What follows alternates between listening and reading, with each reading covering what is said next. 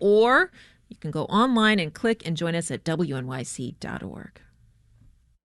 WNYC is supported by Optimum Business, offering business fiber with speeds up to 8 gig. More information is available at 855-2-OPTIMUM or at optimum.com/business. WNYC, independent journalism in the public interest. 93.9 FM and AM 820. NPR News and the New York Conversation.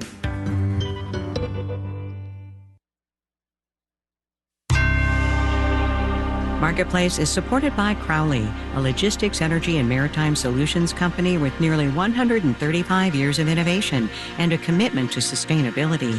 Learn more at crowley.com.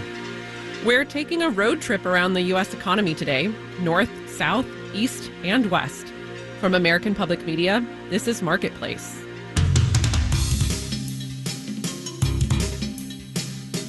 Marketplace is supported by Ascensus, who is dedicated to helping people dream bigger, aim higher, and save more for retirement. More information is available at ascensus.com.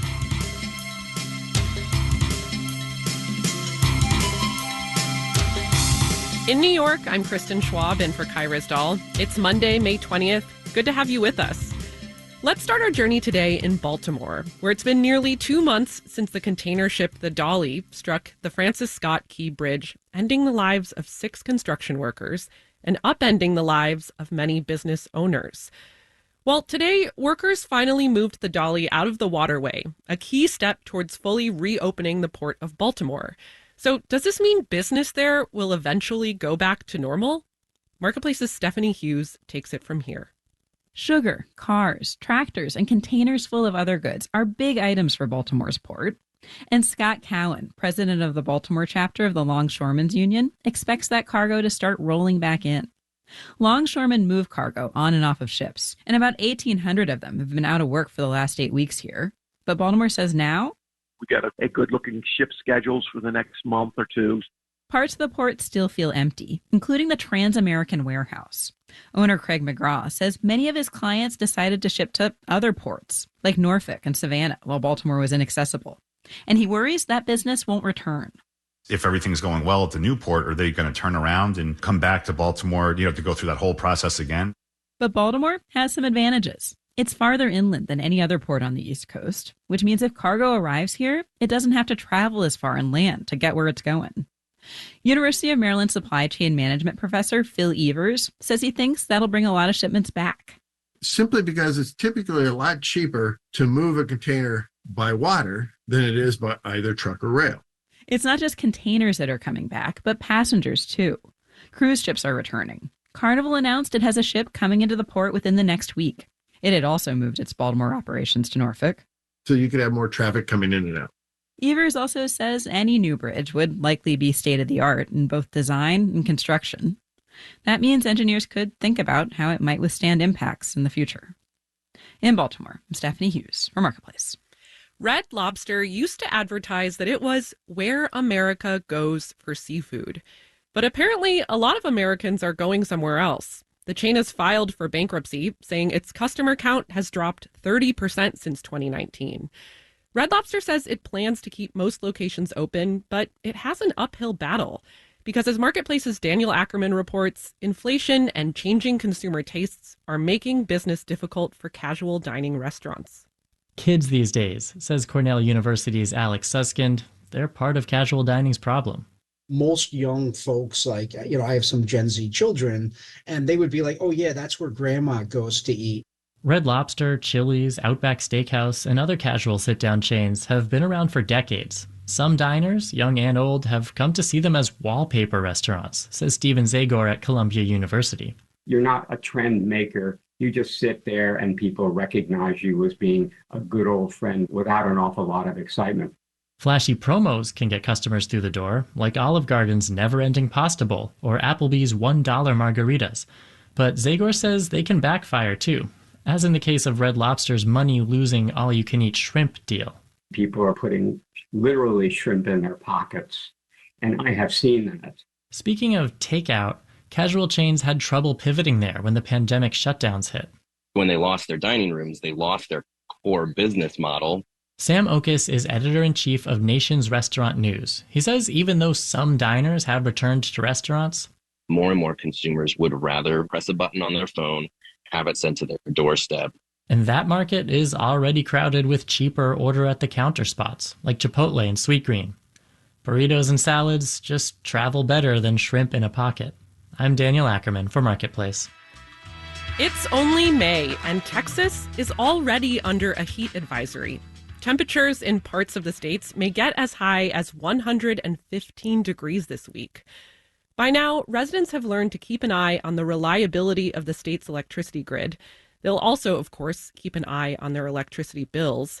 Because even though they live in the country's energy capital, it doesn't mean low energy prices. Marketplace's Elizabeth Troval walks us through it.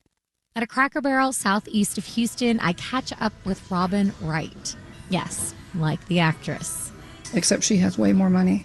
Wright works here and another restaurant 6 days a week to support her and her 12-year-old granddaughter. She makes her money stretch, and that means this summer being careful not to crank up the AC. I haven't turned my electricity below 74 degrees in years because I can't afford to pay the bill. I just take all the covers off. But I really would rather it be really cold and snuggle under the covers. Wright knows how to adapt to extreme weather. She lost power for a week during the 2021 Texas freeze and evacuated her home for nearly a month after Harvey. So we adapt by wearing almost nothing inside the house, and that's all we can do. In 2022, Texans paid twice as much for electricity compared to pre-pandemic prices, according to the Dallas Fed. And prices have stayed volatile. Ed Hers, who teaches energy economics at the University of Houston, says that volatility has to do with how power plants in Texas get paid. Only when those power plants are putting electricity into the grid is the only time they make money. And he says plants actually make more money when electricity is tight. Other grids are more cautious. They pay for capacity, meaning how much energy they might possibly use. There's more of a cushion if there's a cold snap or heat wave.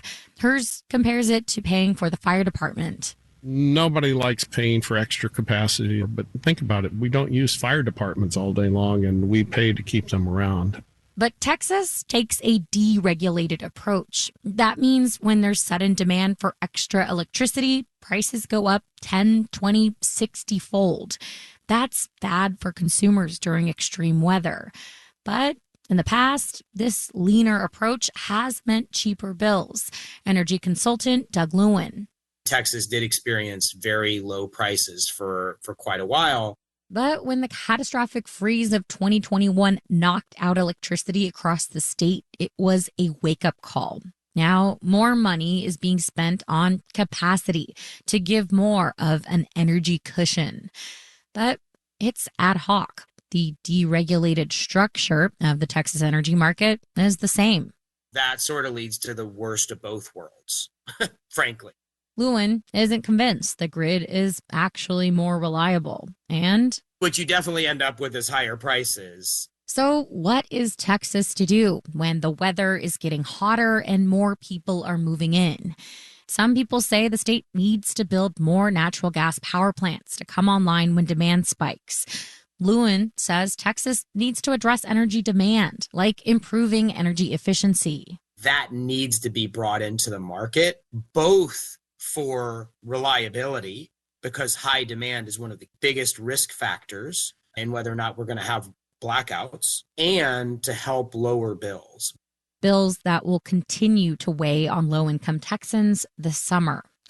There are programs that can help. One is run by the nonprofit Baker Ripley in Houston. Desiree Davis runs the Utility Assistance Program. The need for the program, the assistance far outweighs the amount of funds that we have.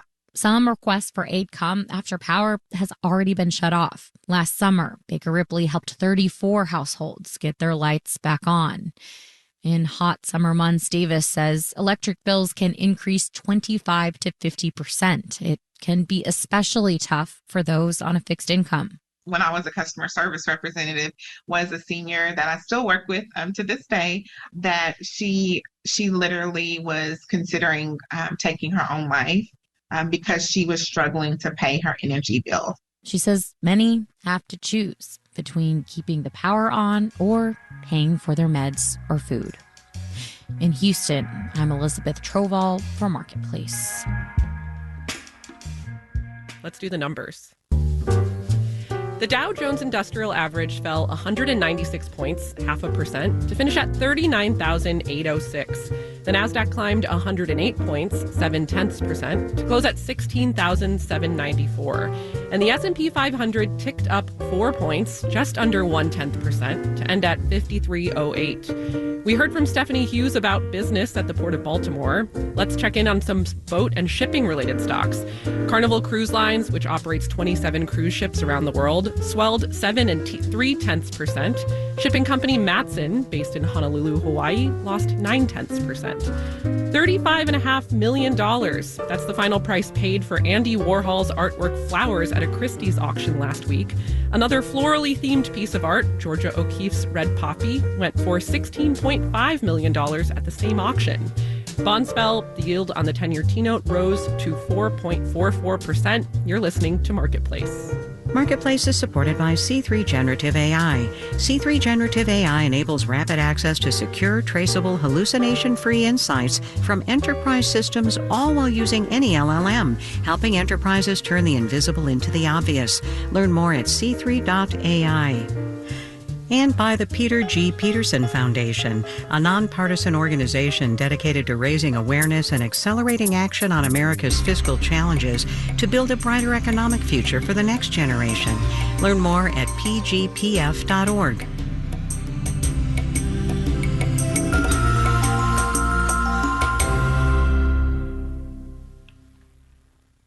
It's WNYC. You're listening to our Spring Pledge Drive here on WNYC. I'm Sean Carlson here with Tiffany Hansen. You're listening to Marketplace. 888-376-9692 is the number to call. You can also go online to WNYC.org. What we're looking for here during the Spring Pledge Drive is 10,000 individual contributions. That's what we're looking for, to be able to say that this was a successful pledge drive. And the reason why we're saying it is because you're listening to Marketplace right now, right? You might tune into this show every day. It's appointment listening. You know it comes on at 6:30 every day here at WNYC. When have you ever had WNYC say that you need to put a coin into your radio to get this program, or a coin into your computer to get the stream, or whatever, wherever you happen to be listening right now? You won't. We will never ask that of you. At the same time, the cost of bringing that to you goes up all the time. The cost of everything have gone up. I'm sure you don't need us to tell you that. You're well aware that the cost of things are going up. Our cost of providing these things go up all the time, as do everything else. But we can't raise the price of this because there is no priceless, should I say. We can't raise the price on it. There's no subscription. There's no paywall, because we rely on voluntary contributions to make this happen, which is why we are imploring you right now to pick up the phone and contribute what you can to the station. 888-376-9692 or WNYC.org. And you can join the 110,000 listeners who are sustaining members of WNYC. We're looking for an additional 10,000 contributions. If you're like, well, I'm already a sustaining member, you know what? Perfect time to maybe add a little bit on, maybe make a one-time contribution. If you do that, if you say, you know what, I got an extra $50 I can throw in right now, a one-time contribution will also get you entered in to win a one-night stay glamping on Governor's Island. It's a giveaway. You can only enter it for the next just under 15 minutes. Up until 7 o'clock tonight is your opportunity to get entered into that contest to win that one-night glamping stay. Now, look, you don't have to contribute to get entered in the contest. That's the brass tacks. But we do hope that you do that when you call. You say to yourself, WNYC means something to me, and I am able at this point to give some to make sure that WNYC is here for me when I need it, when I turn it on, whenever I turn it on. 888-376-9692, WNYC.org. This is our Spring Pledge Drive. We are asking for 10,000 individual contributions to get us to where we need to be. Again, there's no paywall to this, but yet, if you realize newsrooms are shrinking, if you just think about whatever town maybe New Jersey you happen to be in, think about how many newspapers used to be in your town or in your county. I mean, I'm from northern New Jersey. I think about the ones that used to be when I was a kid. Many of them don't even exist anymore. And if they do, a lot of them are just online. They have a lot less reporters now than there used to be. The cost of all of this going up, and there's a shrinking pool of reporters to cover everything that needs to be covered. Public radio operates on a different model. We rely on listener contributions. That is how it works. But when all of these other sources of funding dry up and it becomes more expensive to do what we do, we rely that much more on your contribution to keep this going. So join your neighbors who already have given by calling 888-376-9692. Again, you can also make that contribution at WNYC.org. Sean, did you know there is a sugar maple in the Bronx that dates back to the 19th century? I did not know. Well, listener, if you'd like to know those fun facts about trees, you can I'm holding this map that you can get. It's Great Trees of New York map, $7 a month if you're looking for maybe just the right amount for you. Is $7 feels pretty good. 888-376-9692. You get this Trees of New York map, and you get great radio. That's the deal. 888-376-9692. You can also go online. It's fast. It's easy. 2 minutes. You're in, you're out at WNYC.org. And thank you so much. This is Marketplace. I'm Kristen Schwab. Wildfire season is just around the corner in the western part of the United States. And each year, it gets harder for homeowners to buy insurance as more insurers limit their coverage in disaster-prone areas. Dozens of states have safety net plans to fill the gaps. California's is called the FAIR Plan. It's supposed to be the home insurance of last resort, but now it's the only option for a growing number of residents. Scott Rodd from KPBS in San Diego has more. Paul Felber is showing me around his 2-acre property in East San Diego County. It's lush and green after this year's winter rainstorms. So I'll just come down in here and I'll take out the stuff that I don't want so that I can weed whack all around it without taking this out, and I'll just leave it there. The 72-year-old retiree doesn't just maintain his yard, he's trying to transform it. What I really wanted to focus on was trying to restore as much as possible a native plant community on this property. There's a certain Zen ritual to it all. Yank out the non-native mustard and star thistle plants, nurture the budding penstemons and California lilacs. Come next year, he'll do it all over again. And Felber says that's not the only challenge with his property. I live in a high fire risk. In fact, I live in extreme high fire risk area. Felber has cut back much of the flammable vegetation bordering his home and spent more than $60,000 to harden it against wildfire. But home insurance companies weren't impressed. In the last 5 years, the Felbers were dropped by 2 different companies. Nobody else was available to insure our property, so I ended up on the California FAIR Plan. That's the plan for properties that otherwise can't get insurance. I'm paying about $5,500. That's way more than the $1,500 yearly premium he paid several years ago. It's an increasingly familiar story in places threatened by climate-fueled disasters. Safety net insurance plans in Florida and North Carolina have ballooned in recent years due to hurricane risks. In California, where wildfires are getting more extreme, the number of FAIR Plan policies has tripled since 2018 to more than 375,000. It's been a tremendous increase in a very short period of time. Victoria Roach is president of the FAIR Plan. She testified this spring before a committee in the state assembly. There's not a lot of options out there for people, and so instead the FAIR Plan is quickly moving to be the first resort for a lot of people. The FAIR Plan is a state-mandated insurance pool run by insurance providers that do business in California. But it's costly for homeowners and doesn't provide comprehensive coverage. So the idea has always been to move people back into the traditional insurance market as quickly as possible. Still, these days, many homeowners find themselves stuck on the safety net plan for years. The growing FAIR Plan is really what keeps me up at night. Ricardo Lara is California's insurance commissioner. It puts the highest risk properties into one pool. That means a bad wildfire season could destroy many homes on the FAIR Plan, triggering an avalanche of costly payouts, and that could drain the plan's financial reserves. Lara says this scenario would further destabilize the state's insurance market. getting people off the FAIR Plan and back into a competitive market is one of my top goals. LADA has proposed a plan that would require insurance companies to write more policies in fire-prone areas. Though there's a trade-off. The state would make it easier for those companies to raise rates. LADA believes the reforms will bring more competition and predictability to California's shaky insurance market. But Felber, the retiree outside of San Diego, says he'll believe the change when he sees it. It leaves me hanging out in the wind. While from my perspective, corporate America and government try to come to some agreement, which usually, in my experience, takes a long time. While he waits, Felber's yard will keep him plenty busy. After all, the invasive cat's ear plants this year have been especially stubborn. In San Diego, I'm Scott Rodd for Marketplace. We've been taking the economic temperature across the country today, starting in Maryland, then moving to Texas, also California. We'll head now to North Dakota to check in with one of our retail regulars, Ashley Morgan. She owns Unglued, a gift shop in Fargo, North Dakota. The retail side of our Unglued life has been great, actually. And it's honestly been unexpected because last year in 2023, we moved into a new marketplace and we really didn't know what we were doing and if it was going to work out. But this last year and this year to date have been like blowing out of the water how it was when we were downtown, actually.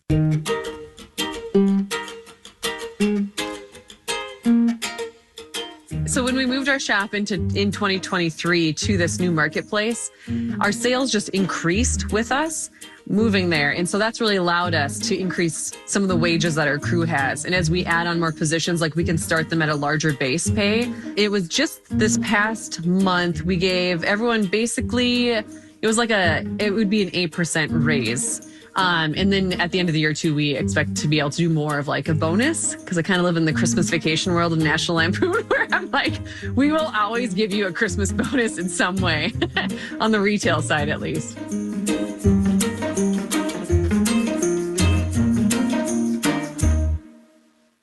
So summer events definitely drive up our revenue as well. They are a ton of work. So I'm definitely learning to appreciate the labor costs of putting on literally any event. And so we're kind of tracking that a little bit more closely too, because with events, you'll have this like huge spike of cash flow. But with our type of event, that's all very craft and supply heavy and instructor heavy. That goes down pretty quick. And so we do have a lot of cash flow, but it doesn't necessarily stay with us. So we're trying to be more smart about it and evaluate it better to make sure that we're actually charging appropriately for events.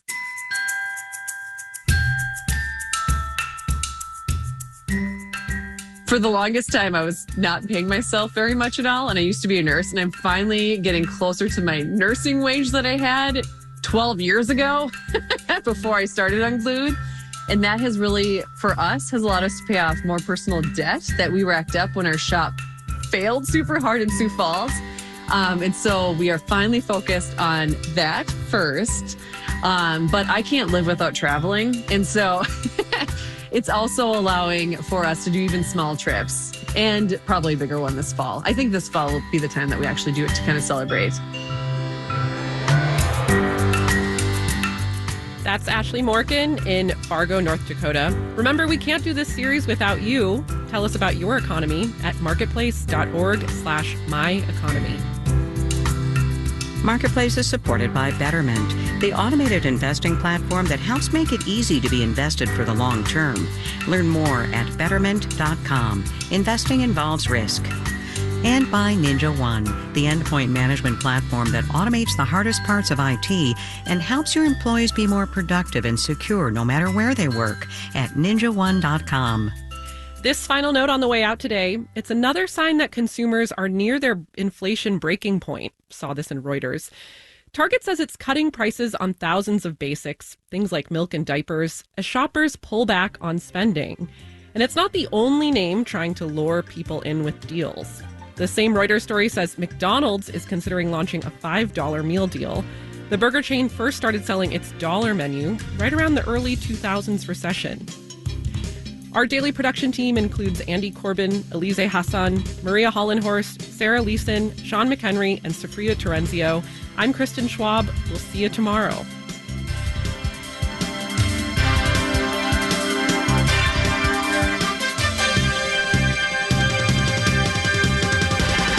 This is APM.